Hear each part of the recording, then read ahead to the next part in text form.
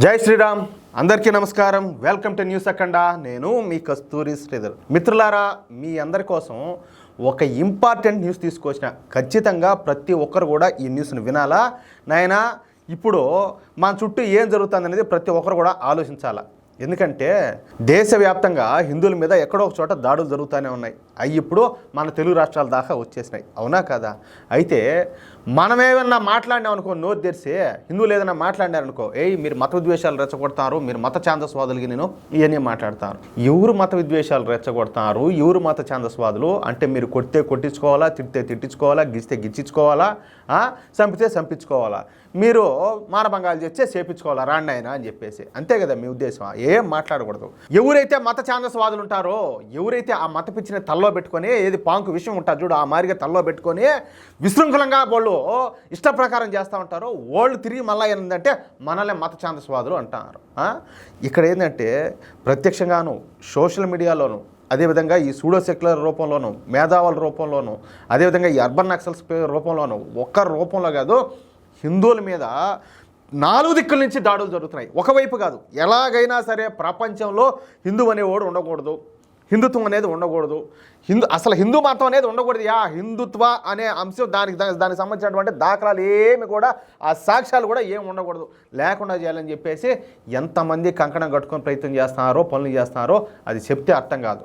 ఇంకో విషయం ఏంటంటే, ఈరోజు సరే టైం టేబుల్ వేసుకున్నట్టు ఈరోజు మనం ఎంతమందిని మతం మార్చినాము, ఈరోజు వీళ్ళకి మళ్ళీ డిపార్ట్మెంట్స్ అనమాట, ఏది సోషల్ మీడియాకు సంబంధించి కావచ్చు, లేకపోతే మత ప్రచారాలకు సంబంధించి కావచ్చు, రకరకాల డిపార్ట్మెంట్లు మొత్తాన్ని కలిపి వీళ్ళ టార్గెట్ అంతా ఏంటంటే హిందుత్వాన్ని లేకుండా చేయాలి దేశంలో. ఈ విధంగా 2 వర్గాలు పనిచేస్తున్నాయి. ఆ 2 వర్గాలు ఏదో కూడా మీకు బాగా తెలుసు.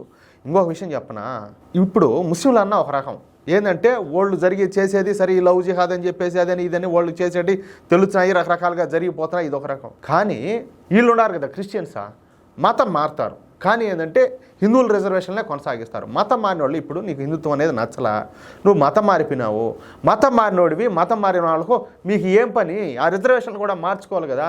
ఆ రిలీజియస్ సర్టిఫికెట్లో కూడా నేను హిందువు కాదు, నేను క్రిస్టియన్ చెప్పి రాపించుకో. అట్ట కాదు, దాంట్లో హిందువునే ఉంటుంది, దాంట్లో క్రిస్టియన్ అనేది ఉండదు. అది ఎట్లా అంటే, హిందువుల పూజా విధానాలు నచ్చవు, హిందూ దేవి దేవతలను అవమానిస్తారు, హిందూ విగ్రహాలను ధ్వంసం చేస్తారు, హిందువుల ప్రసాదాలు తినరు, నోటికి వచ్చే ఇంకన్నీ మాట్లాడేవన్నీ బండ మాటలే. కానీ ఏంటంటే ఈ పాస్పోర్ట్లో కావచ్చు, సర్టిఫికెట్లో కావచ్చు, వీటిలన్నింటిలో కూడా మీకు హిందూ అనే ఉండాలా. ఇది కరెక్టా? దీనివల్ల ప్రభు కోపం రాదా? ఆయన ఆగ్రహించడా? సరే, ఇక న్యూస్ చూడండి ఒకసారి, ఎందుకంటే నేను ఊరికే మాట్లాడడంలే. ఇప్పుడు ఆఫ్ఘనిస్తాన్లో ఒకప్పుడు అంతా కూడా ఈ ఇస్లాం పుట్టకముందు అంతా కూడా హిందువులే. ఈరోజు చెప్పుకోవడానికి ఒక హిందూ కూడా లేడు. పాకిస్తాన్లో పరిస్థితి ఏంది, బంగ్లాదేశ్లో పరిస్థితి ఏంది? అంతెందుకయ్యా స్వామి, ఈరోజు మన దేశంలోనే 9 రాష్ట్రాల్లో హిందువులు మైనార్టీలుగా ఉన్నారు. పేరుకి ఏంటంటే పశ్చిమ బెంగాల్, కేరళ లాంటి రాష్ట్రాల్లో ఆడ హిందువులు ఉండారులే అని మనం అనుకుంటున్నాం, కానీ హిందువులు అక్కడ ఆల్రెడీ మైనార్టీలకు పడిపోయినారు. ఇప్పుడు దేశవ్యాప్తంగా మిగతా అన్ని రాష్ట్రాల్లో కూడా అదే విధంగా మార్చాలని చెప్పి ప్రయత్నం చేస్తున్నారు. కాంగ్రెస్ ప్రభుత్వం రూలింగ్లో ఉన్నప్పుడు సోనియా గాంధీ ఒక బిల్లు తీసుకురావాలనుకున్నది, ఈ మతహింస నిరోధక చట్టం అని చెప్పేసి. ఇప్పుడు ఎస్సీ ఎస్టీలు ఉంటారు కదా, వాళ్ళ మీద ఏదైనా దాడులు చేస్తేనో ఇట్లాంటి ఏంటంటే ఈ ఎస్సీ ఎస్టీ కేసులు పెట్టి వాళ్ళు ఏదో చేస్తూ ఉన్నారు. ఇక్కడ ఏంటంటే 100లో 1, 2 వాస్తవంగా జరిగేటి ఉండొచ్చు, మిగతా 98 మాత్రం అన్నీ కూడా ఫేకే. ఎందుకంటే వాటిని కూడా తప్పుదారి పట్టించి, వాటిని కూడా అక్రమ మార్గాలు ఏంటంటే ఎదుటి వాళ్ళను ఇబ్బంది పెట్టడానికి, వాళ్ళని ఏదో ఒక విధంగా ఇరుకుని పెట్టడానికి ఇవన్నీ వాడతారు. అదేవిధంగా ఈ మతహింస నిరోధక బిల్లు ఏంటంటే, ఇప్పుడు సపోజ్ వచ్చేసి మనం ఏదైనా వినాయక చవితి వచ్చింది, మనం మండపాలు పెట్టుకోవాలా, మనం ఏం చేస్తాము అంటే, గతంలో లేవులే, ఈ కొత్తగా ఒక కల్చర్ వచ్చింది, అదేంటంటే పోయి పోలీస్ స్టేషన్లో పర్మిషన్ తెచ్చుకోవాలా, నాయనా మేము ఇట్లా వినాయక మండపాలు పెట్టుకోవాలనుకుంటున్నాము, మాకు పర్మిషన్ కావాలనేసి. కానీ ఈ మతహింస నిరోధక చట్టం అనేది వచ్చింది ఏమవుతుంది తెలిసిన, ఆ చుట్టూ ఎవరైతే హిందూయేతరులు ఉన్నారో వాళ్ళందరి దగ్గర మనం పోయి పర్మిషన్లు తెచ్చుకోవాలా. మేమెట్ట వినాయక చవితి మండపాలు పెట్టుకోవాలనుకుంటున్నాము, లేకపోతే దసరాకి అమ్మవారి మండపాలు పెట్టుకోవాలనుకుంటున్నాము, లేకపోతే మేము శ్రీరామనవమికి మేము శోభయాత్ర చేయాలనుకుంటున్నాము, లేకపోతే ఊరేగింపులు చేయాలనుకుంటున్నాము, ఉత్సవాలు చేసుకోవాలనుకుంటున్నాము, మీరు పర్మిషన్లు ఇవ్వమని చెప్పేసి గవర్నమెంట్తో పాటు వీళ్ళని కూడా అడగాల. వీళ్ళు ఇస్తారా పర్మిషన్లో? ఇంకొక మాట, ఈ మత రిజర్వేషన్లు కూడా కాంగ్రెస్ పార్టీ తీసుకోవాలనుకునేది, ఏది వాళ్ళు రూలింగ్ లేకొచ్చుంటే. ఒకవేళ ఈ మత రిజర్వేషన్లు కనుక తీసుకొస్తే చెప్తా మాట, 20% ముస్లిమ్స్ ఉంటారనుకుందాం. ఏది మనకి ఇప్పుడు జనాభా లెక్కలు చేసి చాలా ఏళ్ళు అవుతుంది కదా మన భారతదేశంలో. ఇప్పుడు ప్రస్తుత జనాభా లెక్కల ప్రకారం ఏదో అన్అఫీషియల్గా ఒక 20% మందో, సరే ఎంతమందో ముస్లింలు ఉంటారనుకుందాం, సరే ఇంకొక 20% మంది క్రిస్టియన్లు ఉంటారనుకుందాం. 20 కాకపోతే వాళ్ళు 5 ఏళ్ళ 30% వేసుకోయా స్వామి.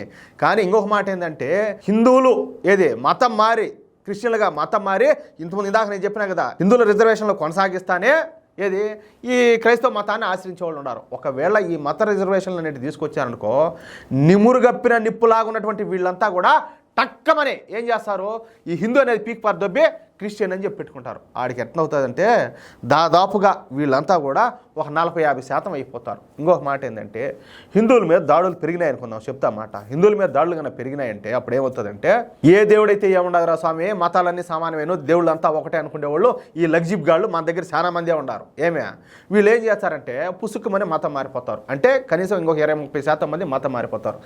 ఆ లెక్క ప్రకారం తీసుకున్నా కూడా దాదాపు ఒక 60-70% మంది మతం మారిపోయినట్టే. ఇంక ఇక్కడ మిగిలే వాళ్ళు ఎంతమంది హిందువులుగా మహా అంటే ఒక 20%-30% ఉంటారు. వీళ్ళను ఇబ్బంది పెట్టడం బలవంత పెట్టడం అది పెద్ద విషయం అయితే కాదు. ఈ లెక్క ప్రకారం ఒకసారి ఆలోచించండి, మన దేశం ఏది మన చేతుల నుంచి జారిపోయేదానికి ఎంత టైం పడుతుంది ప్రాక్టికల్గా ఆలోచించండి. నేను చెప్పేది కరెక్టేనా కాదా అది విషయం అయితే. కాబట్టి నాయన మీకు దండం పెట్టి చెప్పేది ఏంటంటే ఈ కులాలు వర్ణాలు వర్గాలు భాషలు ప్రాంతాలు ఈ దరిద్రం అంతా పక్కన పెట్టి హిందువులంతా కలిసికట్టుగా ఉండేటట్టు ప్రయత్నం చేయండి. ఇంకొక మాట ఏంటంటే హిందువులకు ఎవరైతే మేలు చేస్తారో వాళ్ళని ఆదరించండి, వాళ్ళకి ఓట్లు వేయండి, వాళ్ళని గెలిపించుకోండి. ఇప్పుడు అక్బరుద్దీన్ ఓవైసీ ఉన్నాడో అక్బరుద్దీన్ ఓవైసీని ఎంతమంది ముస్లింలు తప్పబట్టరు. కానీ మన హిందువులే భారతీయ జనతా పార్టీని కావచ్చు మోడీని కావచ్చు ఇష్ట ప్రకారం మాట్లాడే వాళ్ళు ఉన్నారు. ఇష్ట ప్రకారం. ఎందుకంటే వీళ్ళ కుల నాయకుడు వీళ్ళ కుల పార్టీనే గొప్పదని చెప్పుకోవాలా, వీళ్ళ కుల నాయకుడే ఆయనే గొప్పవాడని చెప్పుకోవాలా.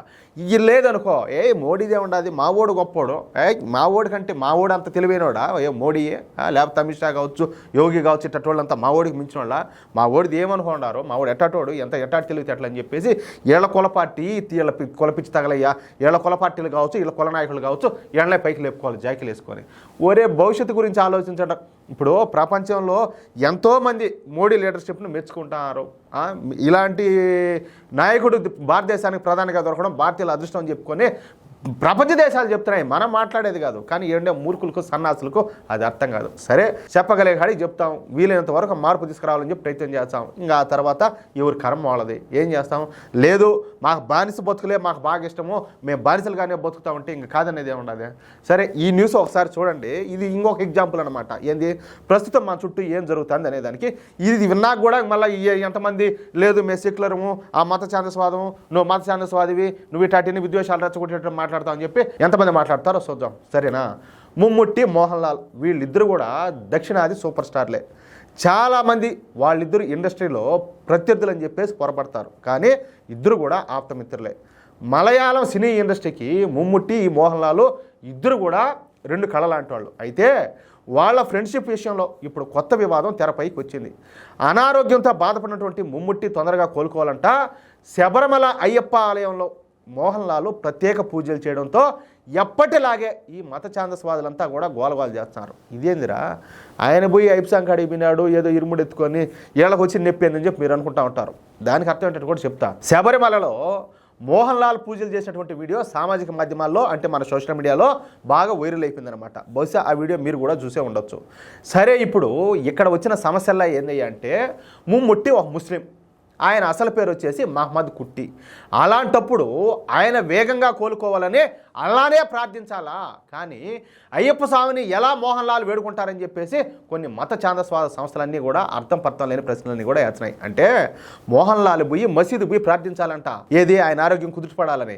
అంతేగాని ఇప్పుడు మోహన్ లాల్ ఒక హిందువు, ఆయన ఆడికి పోతాడు హిందువుల గుడికే పోతాడు, ఈయన ఆచారాల ప్రకారం ఈయన సంప్రదాయాల ప్రకారం సరే ఆయన ఏదో స్నేహితుడు కాబట్టి ఆయన ఆరోగ్యం కోలుకోవాలని చెప్పేసి తొందరగా కుదుటపడాలని చెప్పేసి పూజలు చేస్తాడు. ఆ క్రమంలోనే శబరిమల అయ్యప్ప స్వామి దర్శనం చేసినాడు.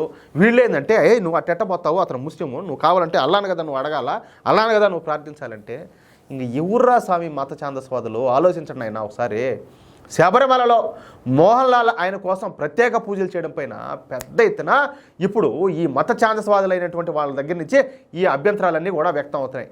వాస్తవానికి చాలామంది ఈ నిజమైన భారతీయులు మోహన్ లాల్ తీరును ప్రశంసించినారు. కానీ కొంతమంది మత ఛాందస్వాదులు తమ తమ ఆచారాలను మోహన్ లాల్ అవమానించారని చెప్పేసి ఆగ్రహం వ్యక్తం చేయడం అందరినీ షాక్ గురి చేస్తుంది. కనీసము అన్నం తినేవాళ్ళు ఎవరైనా ఈ మాదిరి మాట్లాడతారంటే ఎవరు మత ఛాందస్వాదులు ఒకసారి ఆలోచించండి స్వామి ఒకసారి. అయితే తనపై వస్తున్న విమర్శలపైన మోహన్ లాల్ అయితే అసహనం వ్యక్తం చేసినాడు. ముమ్ముట్టి తనకు ఆప్తమిత్రుడని అలాంటప్పుడు ఆయన ఆరోగ్యం కోసం పూజలు చేస్తే తప్పు ఎట్టవుతుందని చెప్పేసి ఆయన అడిగినాడు. అయ్యప్ప స్వామి దయ వల్ల ముమ్ముట్టి అనారోగ్యం నుంచి వేగంగా కోలుకుంటారని చెప్పి కూడా ఆయన అన్నాడు. ఇక్కడ ఒక మాట చెప్తా, ఇప్పుడు ముమ్ముట్టి విషయంలో మోహన్ లాల్ బి అయ్యప్ప స్వామి దగ్గర పూజలు చేశాడు, ఆయన తొందరగా కోలుకోవాలని చెప్పేసి మీరంతా అభ్యంతరాలు వ్యక్తం చేస్తారు. కానీ ఇక్కడ ఒక మాట చెప్పాలా, కింద అయ్యప్పమాల వేసుకొని పోయేవాళ్ళు కింద ఓవర్ స్వామి అని చెప్పేసి ఓవర్ స్వామి అంటారు. ఈ ఓవర్ మసీద్ అనేది ఒకటి ఉంటుంది, ఆడికి కొన్ని వేల మంది కాదు కొన్ని లక్షల మంది పోతూ ఉంటారు. అప్పుడు మీరేం చేస్తారు, ఓరే మూర్ఖుల హిందువులారా, మీరు హిందువులరా, మీరు మా మసీదులోకి రాకూడదని చెప్పేసి మీరు ఎందుకు మాట్లాడాలా? ఈరోజు మోహన్ లాల్ ముమ్ముట్టి కోసం అయ్యప్ప గుడికి పోయింది మీకు కనపడుతుంది. మరి ఇంతమంది హిందువులు ఈ మసీదుకి వచ్చామంటే మీరంతా హిందువులకి మీరు ఎందుకు వచ్చారు ఇడికి, మీరు ఇడికి రాకూడదు, ఇక్కడ పూజలు చేయకూడదని చెప్పేసి మీరు ఎందుకు చెప్పలేదు? నేను అడుగుతాను, కరెక్టా కాదా ఒకసారి మాట్లాడండి. ఎందుకల్లా రేపు ఒక స్టేట్మెంట్ ఇవ్వండి, హిందువులు అనేవాళ్ళు ఎవరు కూడా ఈ ఓవర్ మసీదులోకి రాకూడదని చెప్పేసి ఒక స్టేట్మెంట్ ఇవ్వండి. అప్పుడు అన్నిటికి కూడా సమన్యాయం జరుగుతుంది, మా వాళ్ళకు ఒకరోజు సిగ్గొస్తుంది. ఎన్ని చెప్పాలి స్వామి ఇట్లాంటి ఎగ్జాంపుల్స్ మీకు? మీరు మారాలంటేనో తెలుసుకోండి, మీకోసం కాకపోయినా కూడా మీ భవిష్యత్ తరాల కోసమైనా కూడా తెలుసుకోండి. డబ్బులు సంపాదించే సరిపోదు, అర్థమవుతుందా? వాళ్ళ జనాభా పెరిగిందంటే కోస్తారు, ఎత్తపోయి బయట దొబ్బుతారు. నీ ఆస్తులు నీ అన్నీ వాళ్ళే, నువ్వు సంపాదించే సంపాదన యాడ నువ్వు ఏం చేసుకోలేవు, ఏ లాకర్లో పెట్టాడో ఉండదు. అది విషయం అయితే అర్థం చేసుకున్నవాడికి అర్థం చేసుకునేంత. మిత్రులారా, ఈ న్యూస్ కనుక మీకు నచ్చినట్లయితే, అదేవిధంగా నేను చెప్పిన మాటలతో మీరందరూ ఏకీభవిస్తే తప్పనిసరిగా ఈ న్యూస్ నలుగురికి షేర్ చేయండి. అలాగే ఇంతవరకు మీరు కనుక మన ఛానల్ని సబ్స్క్రైబ్ చేసుకున్నట్లయితే ప్రతి ఒక్కరు కూడా మన ఛానల్ సబ్స్క్రైబ్ చేసుకోండి. ఈ వీడియోకి సంబంధించి ప్రతి ఒక్కరు ఏళ్ళని దోనబోయే లగ్జిగాళ్ళంతా వచ్చి కామెంట్లు చేస్తా అంటే మీకేం కామెంట్ చేసేదానికి? ప్రతి ఒక్కరు కూడా కామెంట్ రూపంలో మీ అభిప్రాయాలను తెలియజేయండి. ఓకేనా? జై శ్రీరామ్.